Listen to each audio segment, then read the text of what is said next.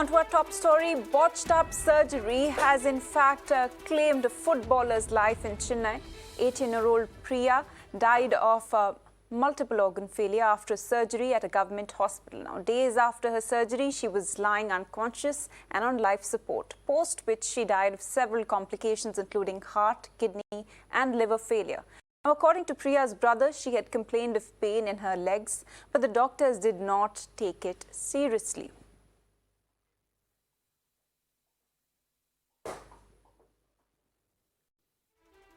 All right, there's some tragic news coming in from Chennai, and a teenage footballer, in fact, died, and the 18-year-old dies at a Chennai government hospital.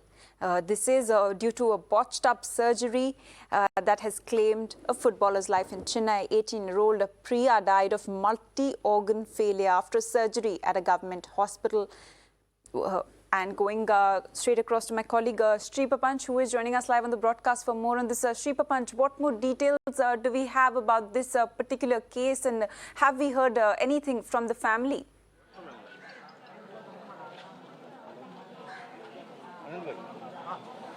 That's it. Here you could see a lot of students over here. They have been playing with Priya. Now Priya has lost life allegedly due to a botched-up operation that was initially conducted for a ligament tear, is what we are given to understand. Priya had complained of ligament tear due to the playing football, and subsequently she was taken to the hospital there in Kolattur, a peripheral hospital. There she was, in fact, a minor surgery was performed, after which subsequently this particular surgery was in fact alleged that it was a botched-up surgery by the family members, and subsequently she was taken to Government General Hospital in Chennai, RGH. There, in fact, another surgery was performed wherein, in fact, the leg was completely removed, is what we are given to understand, and subsequently due to various issues that had been there, she lost life and she passed away, and the family are demanding strictest action against the doctors who performed surgery initially in the peripheral hospital. Tamil Nadu government health minister has also said that doctors have been suspended, is what we are given to understand, and subsequently the family members have been demanding that in fact, doctors should be arrested because they had conducted this botched-up operation, is what they are saying. There are several groups of people. All these are, in fact, students who studied, in fact, along with the Priya in her college, and there are also children who, in fact, there are also students who played football with Priya. Now, Priya was, in fact, a state player in football. She had represented the state at various occasions. But now, in fact, all her, co-players and classmates have come here. We are standing in front of the RGH mortuary. They are waiting here to, in fact, claim the body of the late player Priya. But however, the family members demand a strictest action against the, in fact, the doctors who allegedly performed the botched-up surgery. Right, Sri Papanch, many thanks for joining us with all those details.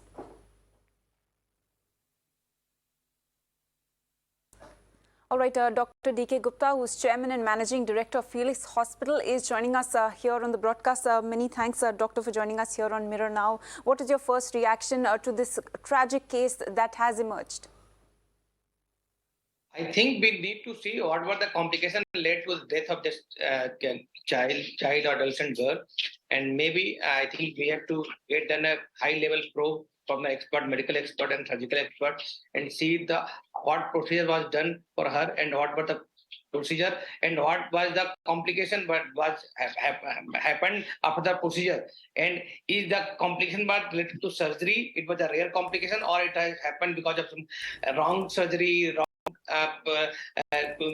treatment, or maybe following the infection, following the surgery. So I think all these should be reviewed, and actually death audit should be done from the team of doctors after this mortuary and autopsy report. And after all these things, there should be some conclusion that the report or the death of that like football player is because of that wrong mistake by the doctors, or it is because of some surgical complications or hospital record infections. After that, I think the verdict should be given to the doctors or anybody who is involved in this case.